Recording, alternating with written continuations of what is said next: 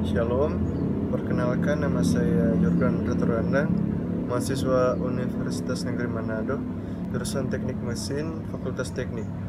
Pada saat ini saya akan menjelaskan apa itu siklus Carnot dan mesin Carnot.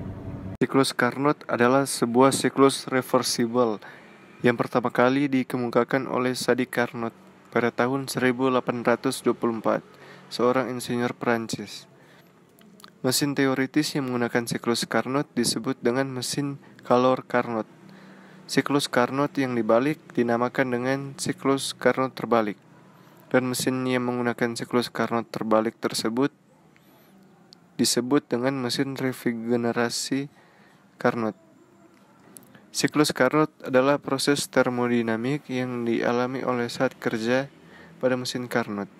Siklus ini terdiri atas dua proses, isotermal dan dua proses adiabatik. Pada proses isotermal pertama, yang terjadi pada temperatur lebih tinggi saat mengalami ekspansi dan menyerap kalor.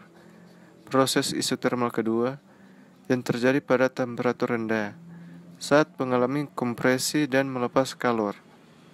Garis isotermal pertama dan kedua dihubungkan oleh dua proses adiabatik.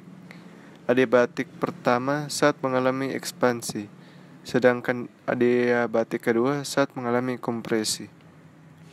Berikut adalah tahapan siklus Carnot.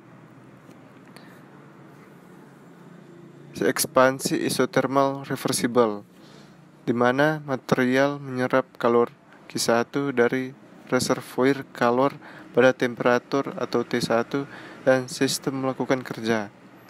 Kedua, ekspansi adiabatik reversible, di mana working substance berkurang temperaturnya dari T1 menjadi T2 dan sistem melakukan kerja.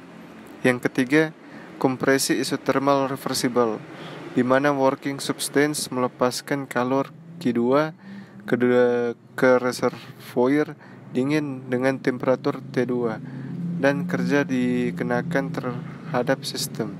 Yang keempat, kompresi adiabatik reversible, di mana working substance dikembalikan ke keadaan awal atau semula. Temperatur sistem berubah dari T2 menjadi T1 dan kerja dikenakan terhadap sistem. Keempat proses di atas dapat dilukiskan dalam bentuk diagram P versus V seperti di bawah ini. Mesin Calor Carnot. Ketika sistem dalam suatu mesin menjalani sebagian daurnya, sejumlah kalor diserap dari reservoir panas. Pada bagian lain dari daur itu, kalor yang jumlahnya lebih sedikit dibuang ke reservoir yang lebih dingin. Jadi boleh dikatakan bahwa mesin bekerja di antara sepasang reservoir ini. Menurut kenyataannya, sejumlah kalor selalu dibuang ke reservoir yang lebih dingin, sehingga efisiensi mesin tidak akan pernah mencapai 100%. Ada 3 hal yang penting mengenai mesin. 1. Berapa daya guna maksimum yang dapat dicapai oleh suatu mesin yang bekerja antara kedua reservoir itu. Yang kedua, bagaimana karakteristik mesin. Yang ketiga, apa pengaruh sifat saat kerja.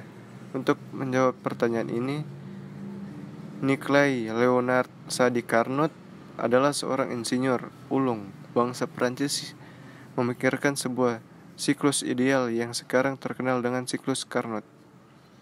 Suatu mesin yang menjalani siklus Carnot disebut mesin Carnot, sedangkan mesin Calor Carnot adalah suatu mesin yang mengubah energi kalor menjadi energi mekanik.